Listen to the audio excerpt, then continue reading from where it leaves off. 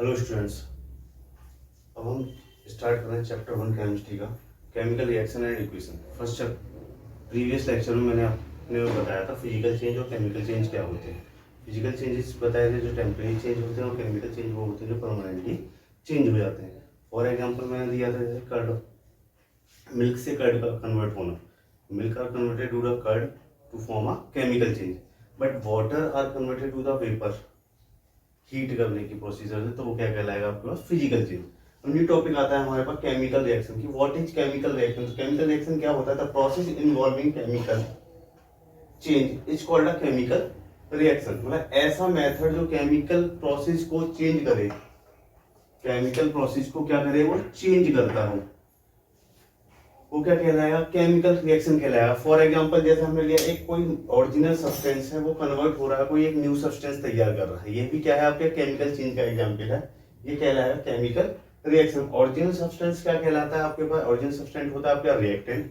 New substance तैयार होगा वो कहलाएगा आपके पास प्रोडक्ट। तो क्या है एग्जाम्पल? ये कोक प्लस ऑक्सीजन, कोक और ऑक्सीजन दोनों आपस में कंबाइंड किया, क्या तैयार हो रहा है? Carbon dioxide. कोक का सिंबल क्या हो गया? कार्बन सी, ऑक्सीजन का सिंबल हो गया O2। देन दोनों both are the combined together to form a carbon dioxide. जैसे कि कोक का मैंने सिंबल यहाँ ड्रॉ कर रखा है कि कोक का सिंबल क्या है आपके पास? कि एक कार्बन का एक सिंगल एटम है। किसका एटम है? ये कार्बन एटम है। कार्बन एटम की रिएक्शन करा रहे हैं हम किसके साथ? टू मॉलिक्यूल्स या टू एटम ऑफ, किसके साथ करा रहे हैं हम? Two atom of oxygen, two atom of oxygen, दो एटम ऑक्सीजन के लिए क्या तैयार हो रहा है? दोनों जब कंबाइंड होते हैं तो क्या तैयार बनाते हैं? ये कार्बन डाइऑक्साइड तैयार कर रहे हैं। क्या तैयार कर रहे हैं? ये कार्बन डाइऑक्साइड। कैसे तैयार हो रहा है? सेंटर वाला कार्बन का एटम हो गया, इससे यहाँ पे ऑक्सीजन ऐड हो रहा है, यहाँ पे ऑक्सीजन ऐड हो रहा है। क्यों हो रहा है? उसका रीजन क्या है कि अगर देखा जाए तो कार्बन का एटॉमिक नंबर कितना है आपके पास? 6। इलेक्ट्रॉनिक कॉन्फ़िगरेशन करके देखेंगे तो 2 और 4, मतलब कार्बन के आउटर मोस्ट सेल में, लास्ट सेल के अंदर कितने इलेक्ट्रॉन आ रहे हैं? 4 इलेक्ट्रॉन आ रहे हैं। तो यहाँ पर 1 2 3 4।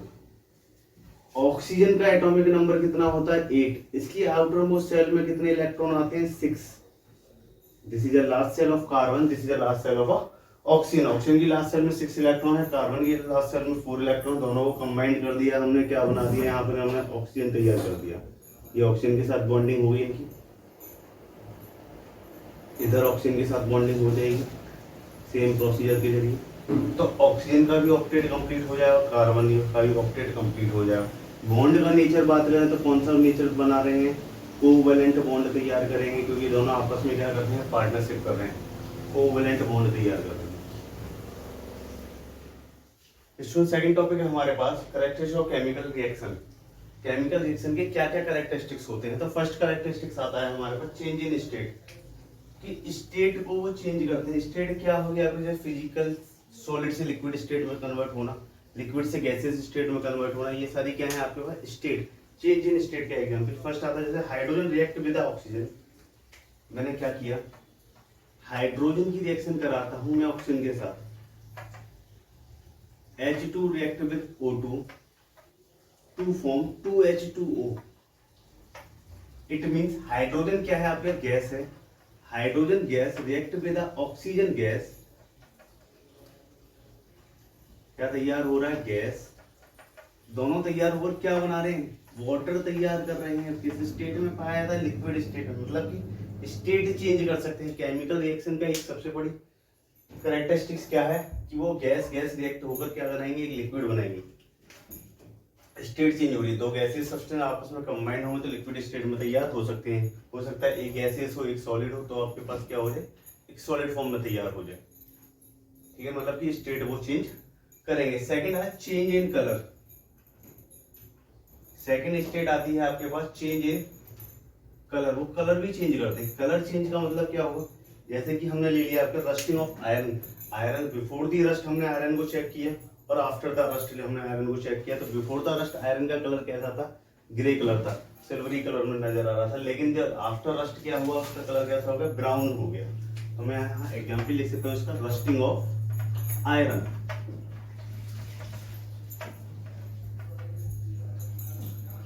सेकेंड एग्जाम्पल इसका क्या हो सकता है आपके पास, tarnishing of silver and gold.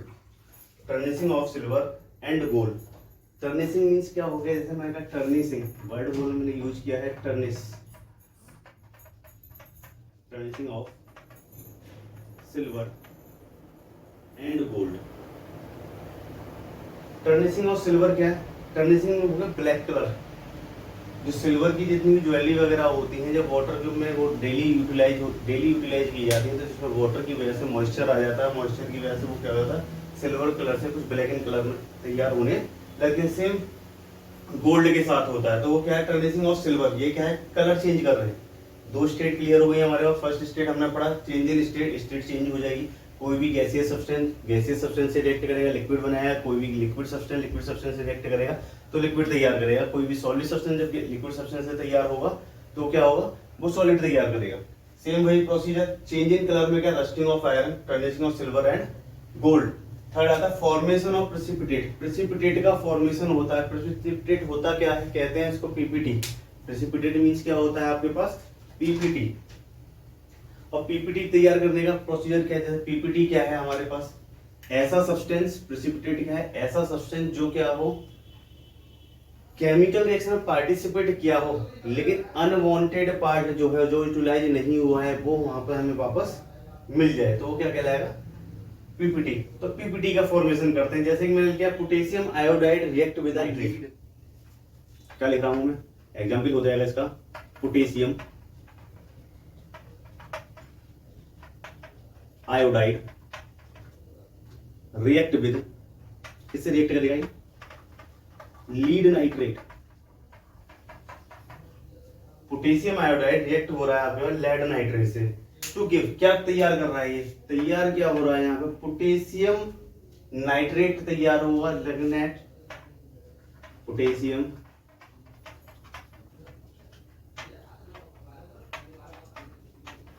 Nitrate, और क्या तैयार होगा, लेड आयोडाइड।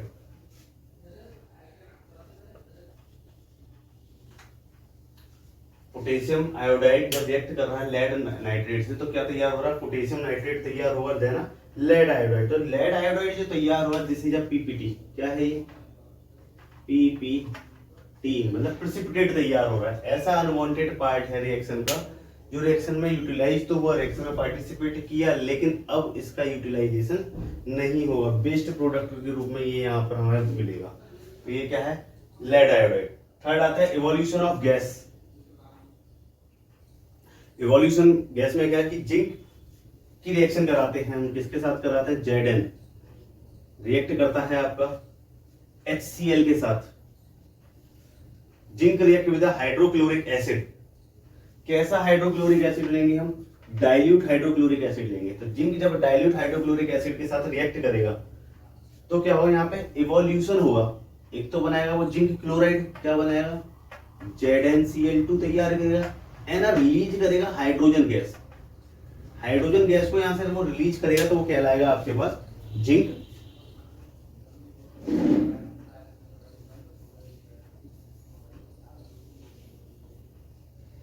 क्या रिलीज करेगा यहां पर, वो रिलीज करेगा आपके पास H2 गैस को रिलीज करेगा।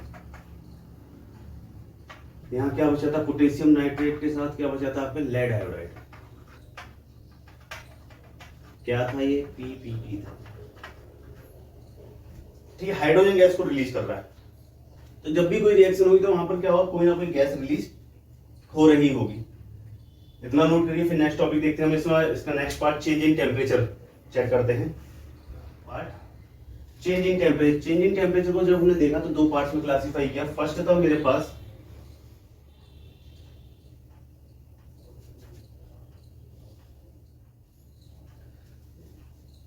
फर्स्ट रखा मैंने राइज इन टेम्परेचर। हो सकता है कि टेम्परेचर हम राइज कर रहे हैं, तो राइज इन टेम्परेचर मतलब कि टेम्परेचर क्या करेंगे हम उस टाइम पर, इंक्रीज कर रहे होंगे, that is called rise in temperature. Second one है आपके पास fall in temperature. Fall in temperature.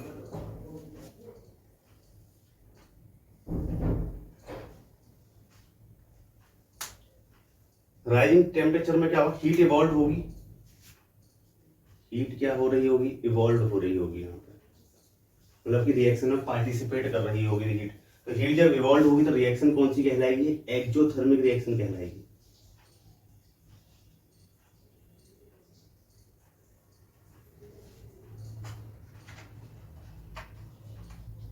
क्या कहलाएगी, एक्सोथर्मिक रिएक्शन। फॉलिंग टेम्परेचर में हीट क्या हो रही होगी आपके पास, फॉलिंग टेम्परेचर में हीट हो रही होगी आपके पास एब्जॉर्ब, क्या रखेंगे, हीट इज एब्जॉर्ब।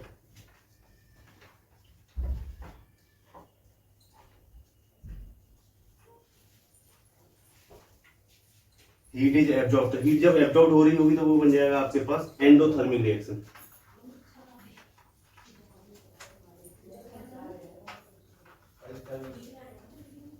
क्लियर हुआ, हीट जब इवॉल्व होगी तो एक्सोथर्मिक रिएक्शन, और हीट जब एब्जॉर्ब होगी तो वो बन जाएगा आपके पास एंडोथर्मिक रिएक्शन का पार्ट। क्लियर हो गया बेटा, नोट करिए इसको, हीट इवॉल्व हो रही है तो एक्सोथर्मिक रिएक्शन कहलाएगी, हीट जब एब्जॉर्ब हो रही है मतलब रिलीज हो रही है हीट तो एक्सोथर्मिक, हीट जब एब्जॉर्ब हो रही है मतलब कि रिएक्शन कैसी होगी, एंडोथर्मिक। हीट का रिलीज होना, निकलना हीट का एक्सोथर्मिक रिएक्शन कहलाएगा, और हीट का एब्जॉर्ब होना आपके पास एंडोथर्मिक रिएक्शन कहलाएगा। फॉर एग्जांपल देते हैं, जैसे quick lime react with water, heat evolve हुआ, देखते हैं quick lime CaO calcium oxide react with water to form, क्या तैयार कर रहा है वो, जब वो कैल्शियम ऑक्साइड वाटर के साथ रिएक्ट करेगा, कैल्शियम ऑक्साइड जब वाटर के साथ रिएक्ट करेगा तो तैयार होगा क्या, कैल्शियम हाइड्रोक्साइड CaOH का whole twice. Quick lime react with water to form a slaked lime, मतलब ये CaO कहलाएगा आपके पास quick lime react with a जल टू फॉर्म स्लैग्ड लाइम, क्या तैयार कर रहा है ये, स्लैग्ड लाइम तैयार कर रहा है। तो यहाँ पर क्या, जब कैल्शियम ऑक्साइड को वाटर में हम मिक्स करते हैं, क्या करते हैं, कैल्शियम ऑक्साइड को जैसे वाटर में मिक्स करेंगे तो वहाँ पे कैल्शियम हाइड्रोक्साइड होगी, और उसमें क्या हो, बबल्स बनना स्टार्ट हो जाते हैं वाटर के अंदर, और वो काफी टाइम तक हमें नजर आते हैं बबल्स। तो इसका मतलब हीट वहां पर क्या हो रही है, रिलीज हो रही है कैल्शियम ऑक्साइड। जैसे हम चूना लेते हैं मार्केट से, चूने को जब पानी में डालेंगे तो वहां से क्या होगा आपके पास, एक्सोथर्मिक रिएक्शन का एग्जाम्पल शो होगा। इसी तरीके से हम उसमें देखना चाहें तो एग्जाम्पल दूसरा देख सकते हैं, जैसे कि पुट्टी जो आती है घर पे पेंट करने के लिए, उसको जब वाटर में मिक्स करते हैं तो वहां से भी वो क्या होता है, एवोल्यूशन होना स्टार्ट होता है, उसकी वजह से क्या होता है, हीट एनर्जी क्या होती है, रिलीज होना स्टार्ट होती है। इस तरह में आता है fall in temperature. Fall in temperature के लिए एग्जाम्पल क्या होगा आपके पास, barium hydroxide react with ammonium chloride, हमने क्या लिया, बेरियम हाइड्रोक्साइड मतलब BaOH का whole twice react with ammonium chloride NH4Cl। जब इन दोनों को रिएक्शन कराया हमने आपस में, बेरियम हाइड्रोक्साइड की रिएक्शन करा रहे हैं अमोनियम क्लोराइड के साथ, तो क्या तैयार होगा, barium chloride, ammonia and water. क्या तैयार हुआ, barium chloride BaCl2 plus ammonia NH3 plus barium chloride ammonia plus तैयार होगा आपके पास जल। इसका मतलब हीट एनर्जी यहाँ पे एब्जॉर्ब हो रही है, यहाँ हीट एनर्जी रिलीज हो रही थी और यहाँ हीट एनर्जी एब्जॉर्ब हो रही है, तो ये कहलाएगा आपका चेंज इन टेम्परेचर के एग्जांपल। ओके स्टूडेंट, नेक्स्ट देखते हैं हम इसके बाद केमिकल इक्वेशन क्या होती है। केमिकल इक्वेशन को देखा जाए तो केमिकल इक्वेशन दो तरह की पाई जाती है। There are two types of chemical equation, word equation और सिंबॉलिक इक्वेशन। एक तो वर्ड इक्वेशन होती है, दूसरा सिंबॉलिक इक्वेशन होती है। जैसे कि मैंने यहाँ पर रिएक्शन में लिखा है, quick lime react with water is formed या to produce a slaked lime. ये क्या वर्ड इक्वेशन, उसके जस्ट ऊपर लिखा हुआ है CaO, क्विक लाइम का फॉर्मूला क्या है, कैल्शियम ऑक्साइड, वाटर का फॉर्मूला क्या है H2O, स्लैग लाइन का फॉर्मूला क्या तैयार किया, CaOH का होल ट्वाइस। ये क्या कहलाएगा आपके पास, सिंबॉलिक इक्वेशन। चलिए इनको डिटेल में देखते हैं अभी। केमिकल इक्वेशन, केमिकल इक्वेशन में क्या है आपका, मैंने दो या to types of chemical equation.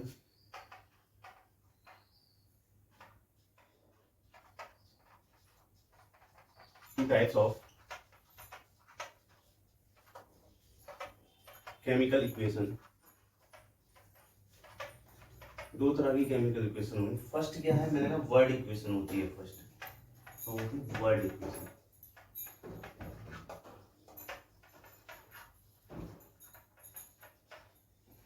First क्या होती है वर्ड इक्वेशन। सेकंड क्या होती है, सेकंड को मैं केमिकल इक्वेशन भी कह सकता हूं और मैं कह सकता हूं सिंबॉलिक इक्वेशन। क्या कह सकता हूं मैं, symbolic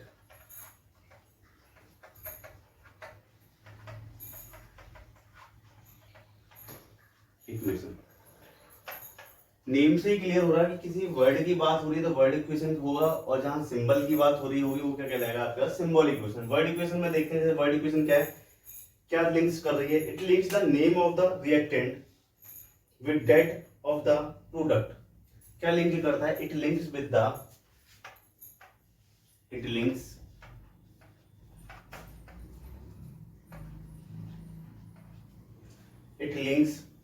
it links the name of reactant, it links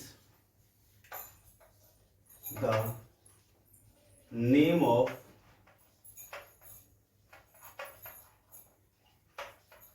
reactant that with that of the product, with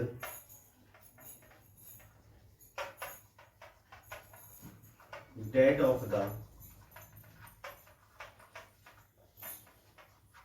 product. Clear हुआ, मतलब ये क्या कर रहा है, नेम्स ऑफ द रिएक्टेंट और द प्रोडक्ट, वो क्या कहलाएगा, वर्ड इक्वेशन। रिएक्टेंट का नेम और प्रोडक्ट का नेम वो क्या कहलाएगा आपके पास, वर्ड इक्वेशन। जैसे हमने कहा मैग्नीशियम रिएक्ट विद ऑक्सीजन, तो मैंने मैग्नीशियम लिखा, मैग्नीशियम वर्ड लिखा पूरा, मैग्नीशियम रिएक्ट करता है ऑक्सीजन के साथ। किसके साथ कर रहा है, ऑक्सीजन के साथ। क्या तैयार कर रहा है, मैग्नीशियम जब ऑक्सीजन से रिएक्ट करेगा तो बनाएगा मैग्नीशियम ऑक्साइड, मैग्नीशियम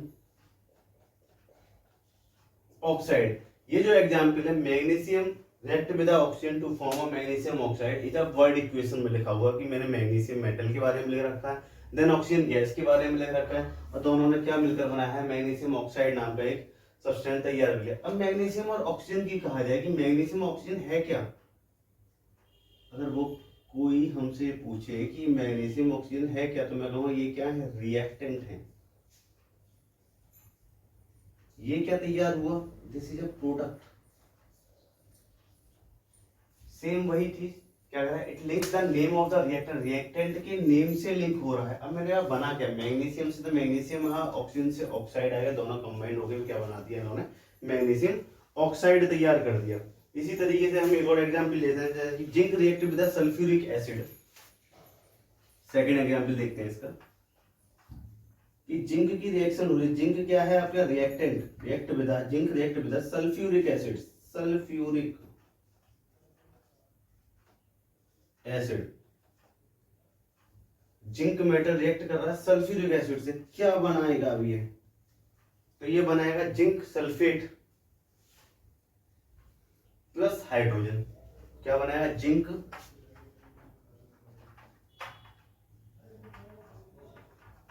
सल्फेट तैयार करेगा, और क्या तैयार करेगा बेटा, हाइड्रोजन गैस तैयार करेगा। ये हुई हमारे पास वर्ड इक्वेशन। अब सिंबॉलिक इक्वेशन में देख, सिंबॉलिक क्या है कि link the name of the reactant, यहां पर नेम ऑफ द रिएक्टेंट कि नेम की तो बात करेगा ही करेगा, साथ में उसके सिंबल की बात और करेगा। It links with the name और सिंबल ऑफ द रिएक्टेंट। ये किसको लिंक कर रहा है, इट लिंक्स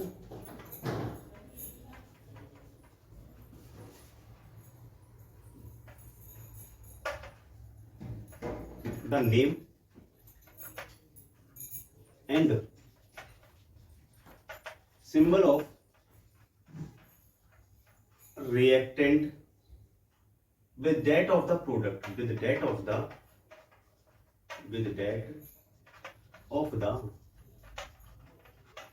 प्रोडक्ट। बात यह है कि टोटल अगर रिएक्शन की बात की जाए तो इतना लंबा प्रोसीजर हम फॉलो क्यों करेंगे, जैसे मैग्नीशियम लिखेंगे, फिर ऑक्सीजन लिखेंगे, फिर उससे मैग्नीशियम ऑक्साइड तैयार होगा, हमारे पास सिंबल है, तो हमें सिंबल दिए गए। सिंबल किस लिए दिए गए, जिससे कि हम इजीली रिएक्शन को शॉर्ट में लिख सके, सिस्टमेटिक वे में लिख सके, किसी भी चीज को सिस्टमेटिक वे में राइट कर सके या सिस्टमेटिक वे में रिप्रेजेंट कर सके, इसलिए सिंबॉलिक इक्वेशन की जरूरत पड़ी। तो हमारे पास दूसरा आ गया सिंबॉलिक इक्वेशन, जिसमें क्या वो नेम को भी इंडिकेट करेगा और उसके सिंबल्स के बारे में भी बताएगा। क्या है, जैसे हमने लिया मैग्नीशियम, मैग्नीशियम का सिंबल क्या था आपके पास, Mg होता है। Magnesium react with O2 to form twice MgO, magnesium oxide तैयार करता है बैलेंस हो गई। क्लियर हो गया। सेकंड दूसरा एग्जांपल क्या लिया था हमने, जिंक लिया था। जिंक का सिंबल क्या है, Zn। सल्फ्यूरिक एसिड क्या होता है, H2SO4 बनाएगा क्या, ZnSO4। रिलीज क्या हो रही थी, हाइड्रोजन गैस रिलीज हो रही थी। हो गया। तो ये क्या सिस्टमैटिक वे में लिखने के लिए हमारे पास किस चीज की नीड हुई, सिंबॉलिक इक्वेशन की। ठीक है, सबसे पहले हम वर्ड इक्वेशन जानते थे, जैसे सिंबल्स की डिस्कवरी होना स्टार्ट होगी तो हमने सिंबॉलिक इक्वेशन के बारे में स्टडी करना स्टार्ट कर दिया। अब इसके बाद जो न्यू टॉपिक आएगा हमारे पास, वो हम नया टॉपिक पढ़ेंगे, balance and unbalanced equation. Balanced equation क्या होती है एंड अनबैलेंस्ड इक्वेशन क्या होती है, तो देखते हैं उनके बारे में कि बैलेंस्ड इक्वेशन क्या है और अनबैलेंस्ड इक्वेशन क्या है। न्यू टॉपिक है हमारा balanced and unbalanced equation. Balanced और अनबैलेंस्ड इक्वेशन की बात की जाए तो वो है क्या हमारे पास, किसी भी अनबैलेंस्ड इक्वेशन को बैलेंस किया जाए या अनबैलेंस किया जाए तो कैसे पता चलेगा। देखते हैं, सबसे पहले एग्जांपल लेते हैं। हमारे पास जैसे फर्स्ट एग्जांपल आता है Zn। हमने कहा कि Zn रिएक्ट करता था सल्फ्यूरिक एसिड के साथ, ZnSO4। क्या बनाया था इसने, ZnSO4 तैयार किया और क्या तैयार किया था, हाइड्रोजन गैस तैयार की थी। तो किसी भी रिएक्शन को चेक करना हो कि वो बैलेंस्ड है या अनबैलेंस्ड है, तो सबसे पहले हमें रिएक्टेंट और प्रोडक्ट साइड के नंबर ऑफ एटम्स के बारे में जानकारी होनी चाहिए कि रिएक्टेंट के पास कितने एटम है या कितने मॉलिक्यूल है, सेम प्रोडक्ट के पास कितने रिएक्टेंट है और कितने मॉलिक्यूल है। अगर ये दोनों चीज हमारे पास इक्वल वे में है तो हमारी इक्वेशन कैसी है, बैलेंस्ड है। दोनों ही इक्वल वे में नहीं है, कोई एक चीज ज्यादा है कोई एक चीज कम है, तो इक्वेशन कैसी है हमारे पास, अनबैलेंस्ड इक्वेशन। देखते हैं, ये वाला पार्ट कहलाता है आपके पास रिएक्टेंट, मतलब कि जो आपके लेफ्ट हैंड की साइड पर होगा वो रिएक्टेंट, और ये कहलाएगा आपके पास प्रोडक्ट। जैसे कि मैं बोर्ड की तरफ हूं तो मेरा लेफ्ट हैंड ये है, तो मेरे लेफ्ट हैंड की साइड में जो है वो रिएक्टेंट और मेरे राइट हैंड की साइड में जो है प्रोडक्ट। क्लियर। तो रिएक्टेंट देखते, रिएक्टेंट में क्या है मेरे पास, कौन कौन से एलिमेंट है। सबसे पहला एलिमेंट लिखा मैंने Zn है मेरे पास। कौन कौन से एलिमेंट है, Zn एलिमेंट है मेरे पास, और क्या है, हाइड्रोजन है, और क्या है, मैं कहूँ तो सल्फर है मेरे पास, और क्या है, मैं कहूँगा ऑक्सीजन भी है भाई। हाइड्रोजन है, सल्फर है, ऑक्सीजन है, ये 4 एलिमेंट प्रेजेंट है मेरे पास, Zn, हाइड्रोजन, सल्फर और ऑक्सीजन। जिंक, हाइड्रोजन, सल्फर और ऑक्सीजन। प्रोडक्ट की साइड में भी सेम एलिमेंट होंगे मेरे पास। चलिए तो लिखना स्टार्ट करते हैं। रिएक्टेंट पे कितने एलिमेंट है, Zn है, Zn कितना है, ओनली 1, अकेला है। इधर Zn कितना है, ये भी अकेला है, मतलब कि ये तो इक्वल है दोनों साइड पे। हाइड्रोजन को देखते हैं, हाइड्रोजन कितने, यहाँ पे 2 है, यहाँ कितने हैं, ये भी 2 है, मतलब ये भी इक्वल है। सल्फर को देखते हैं, सल्फर कितना है, ये भी अकेला है, यहाँ सल्फर भी अकेला है, मतलब दोनों ये भी इक्वल है। ऑक्सीजन कितने हैं, इधर 4 है, रिएक्टेंट और प्रोडक्ट में भी 4 है, मतलब कि ये इक्वेशन तो ऑलरेडी कैसी है, बैलेंस्ड इक्वेशन है। तो हम क्या लिखेंगे, above equation is balanced। क्या लिखेंगे, above equation is balanced। ये कैसी है, बैलेंस्ड इक्वेशन है। क्लियर हो गया, नोट करिए आप लोग इसको। फिर सेकंड इक्वेशन देखते हैं हमारे पास, चेक करके बताएंगे उसे, चेक करें कि वो बैलेंस्ड है या अनबैलेंस्ड इक्वेशन है। चलिए देखते हैं सेकंड इक्वेशन।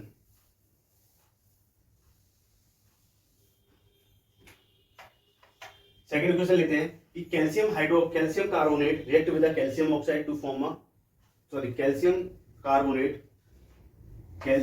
कार्बोनेट को जब हमने हीट किया, जैसे ही इसको हीट किया ये बिखर गया, बिखर के इसने क्या बनाया, इसने बनाया calcium oxide plus carbon dioxide. अब आप लोग मुझे ये चेक करके बताएंगे इसमें कि इक्वेशन बैलेंस है या अनबैलेंस। चेक करने का मेथड क्या है कि कैल्शियम कितने हैं, मेरे पास कैल्शियम है अकेला, इधर भी अकेला है। कार्बन कितना है, अकेला, इधर भी अकेला है। ऑक्सीजन कितने हैं, 3, इधर भी कितने हैं, 3, मतलब इक्वेशन कैसी है, ये भी बैलेंस्ड इक्वेशन है। कैसी है, बैलेंस्ड इक्वेशन।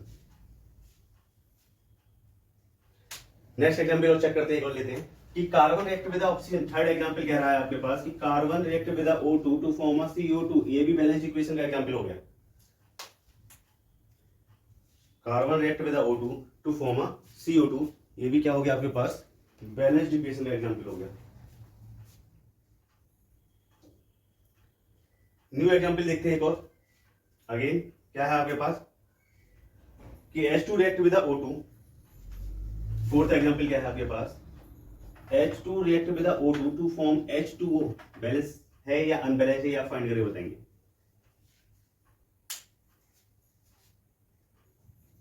ये रिएक्शन बैलेंस्ड है या अनबैलेंस्ड है, ये आपको बताना है कि H2 जब भी O2 से रिएक्ट करेगा तो वो क्या बनाएगा। चेक करते हैं क्या प्रोसीजर बताया था। रिएक्टेंट साइड पर हाइड्रोजन ऑक्सीजन, प्रोडक्ट साइड पे भी हाइड्रोजन और ऑक्सीजन। ये रिएक्टेंट है और ये क्या है आपके प्रोडक्ट।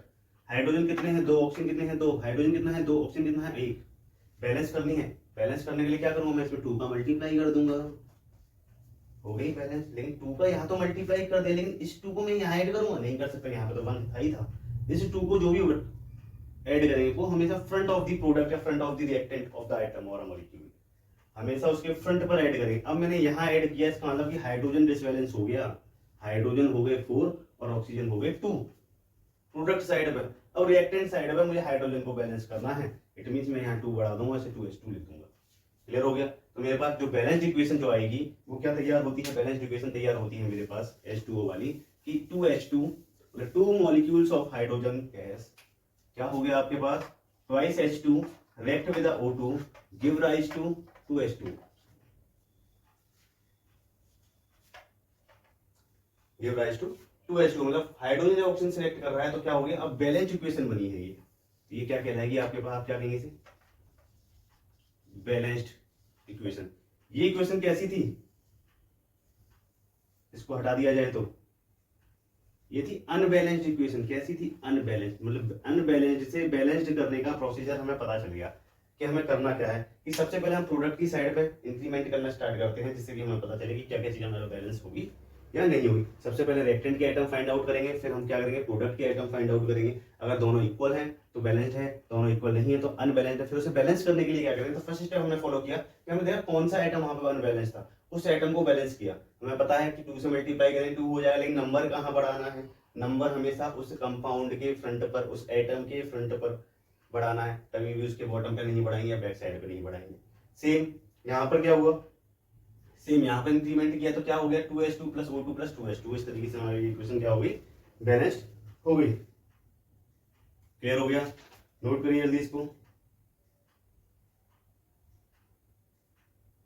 अब थोड़ा रूल्स देख लेते हैं balancing of a chemical equation की। बैलेंसिंग केमिकल इक्वेशन क्या होती है, हमने बैलेंस और अनबैलेंस का एक एग्जांपल देख लिया, एक एग्जांपल और ले लेते हैं हम इसका। देन इसके बाद देखेंगे कि रूल्स क्या हैं, क्या क्या स्टेप हमें फॉलो करने चाहिए किसी भी इक्वेशन को बैलेंस करने के लिए। तो सबसे पहले एक और एग्जांपल देख लीजिए, क्या था, मैंने बताया कि Mg ले रखा था हमने। सबसे पहले Mg react with O2 to form a MgO। ये भी इक्वेशन कैसी है, above equation is the unbalanced. कैसी इक्वेशन कहलाएगी ये, अनबैलेंस्ड इक्वेशन है। कैसी इक्वेशन है ये, अनबैलेंस्ड इक्वेशन है बच्चों। अब इसे बैलेंस करने के लिए हमें क्या करना है, सेम वही प्रोसीजर अपना कि रिएक्टेंट है, प्रोडक्ट है, रिएक्टेंट है, प्रोडक्ट है। रिएक्टेंट के रूल्स को हमें फॉलो करना है। क्या क्या है, रिएक्टेंट में नंबर ऑफ एटम कौन से हैं आपके पास, ऑक्सीजन के नंबर ऑफ एटम कितने हैं, मैग्नीशियम के रिएक्टेंट साइड पे 1 है, ऑक्सीजन के रिएक्टेंट साइड पे 2 है। क्लियर हो गया। प्रोडक्ट साइड पे मैग्नीशियम 1 ऑक्सीजन 1। मुझे बैलेंस करना है, सिंपल फंडा यूज करेंगे, मल्टीप्लाइड बाई 2 इक्वल टू 2। मतलब यहाँ 2 बढ़ा दिया मैंने, इट मीन्स मुझे 2 कहाँ बढ़ाना पड़ेगा, अपने प्रोडक्ट के साइड पे बढ़ाना पड़ेगा। प्रोडक्ट साइड के फ्रंट पर जैसे मैं 2 बढ़ाता हूं तो मेरे पास मैग्नीशियम भी कैसा हो जाता है, डिसबैलेंस हो जाता है। इधर वाला मैग्नीशियम भारी हो जाता है, इधर वाला हल्का हो जाता है। फिर क्या करेंगे हम, क्या करेंगे, रिएक्टेंट साइड पे भी उसे बैलेंस करेंगे और दोनों को क्या कर देंगे, इक्वल कर देंगे। तो मेरा बैलेंस्ड इक्वेशन बनती है twice Mg react with O2 to give rise to 2MgO। This equation will be balanced. Clear हो गया। तो हमारे पास यही कुछ रूल्स हैं जो हमें फॉलो करते हैं। मैं एक एक करके रूल्स आपको बता देता हूँ कि रूल्स क्या क्या होते हैं जो हमें फॉलो करने चाहिए स्टेप बाय स्टेप। तो फर्स्ट रूल हमने क्या फॉलो किया है यहाँ पे, ठीक है, स्केलेटन होता है इक्वेशन, जो इक्वेशन हमें मिलेगी उसका स्केलेटन तैयार करना है। जैसे कि हमने स्केलेटन तैयार रखा था कि Mg react with O2 to give rise to MgO। कि मैग्नीशियम जो ऑक्सीजन से रिएक्ट कर रहा है तो क्या कर रहा है, मैग्नीशियम ऑक्साइड तैयार कर रहा है, ये स्केलेटन तैयार कर लिया। अगर वर्ड इक्वेशन में दे रखा है तो उस इक्वेशन को हम सिंबॉलिक इक्वेशन में कन्वर्ट करेंगे इस तरीके से कि स्केलेटन तैयार कर लेंगे। दूसरा पार्ट क्या है कि जो जो हमारे पास रिएक्टेंट है उनको एक साइड पे लिख लेंगे या एक बॉक्सेज में उसे बंद कर लेंगे स्क्वायर करके, इस तरीके से बॉक्स बनाएंगे और उनमें उनको बंद कर लेंगे, क्लोज कर लेंगे स्क्वायर बॉक्सेज में। उसके बाद क्या करना है आपको, थर्ड स्टेप में आपको वहां पे एलिमेंट के नेम लिखने हैं, रिएक्टेंट साइड के एलिमेंट के नेम लिखेंगे, सिमिलरली प्रोडक्ट साइड के भी एलिमेंट के नेम राइट कर लेंगे। देन उसके बाद नंबर ऑफ एटम कितने प्रेजेंट है, नंबर ऑफ मॉलिक्यूल कितने प्रेजेंट हैं, या नंबर ऑफ एलिमेंट कितने प्रेजेंट है, वो वहां पे हम राइट करेंगे। अगर mg के पास कोई नंबर नहीं है तो इसका मतलब 1 है mg। मैग्नीशियम कितने प्रेजेंट है हमारे पास 1। ऑक्सीजन कितना प्रेजेंट है हमारे पास, ऑक्सीजन पे नंबर लगा हुआ है, कितने हैं 2। सिर्फ प्रोडक्ट साइड पे हमने राइट करके देखा तो प्रोडक्ट पे क्या था, मैग्नीशियम कितना 1, ऑक्सीजन कितना है 1, प्रोडक्ट साइड पर दोनों हो गए। नेक्स्ट स्टेप क्या करना है, फिर हमें चेक करना है कि हमें किधर की साइड से हमें कौन सी चीज अनबैलेंस्ड है।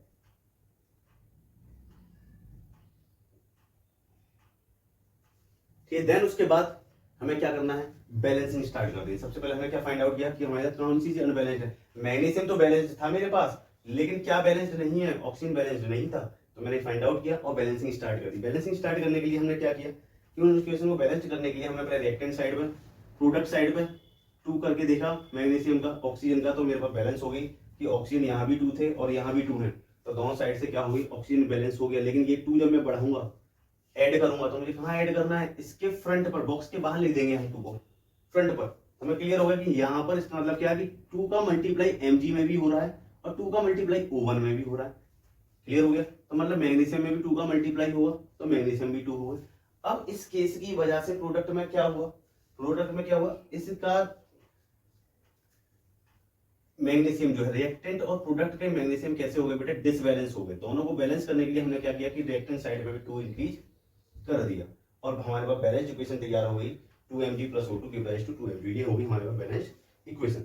हमारी एनसीईआरटी में और अदर्स बुक्स में एक मेथड दिया जाता है, नोट कर लीजिए, हिट एंड ट्रायल मेथड। इस मेथड का ही नाम है हिट एंड ट्रायल मेथड। क्या कहते हैं इस बुक मेथड को, hit and trial method.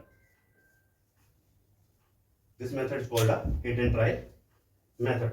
Okay students, new topic next lecture में देखेंगे हमारे पास क्या क्या आता है आपका, कि केमिकल इक्वेशन को किस तरीके से बनाया जाता है या इंफॉर्मेटिव कैसे किया जाता है, कि केमिकल इक्वेशन मोर इंफॉर्मेटिव होती है, आयनिक इक्वेशन क्या होती है, इस सब के बारे में पढ़ेंगे। Then types of chemical equation के बारे में पढ़ेंगे अपने न्यू लेक्चर में।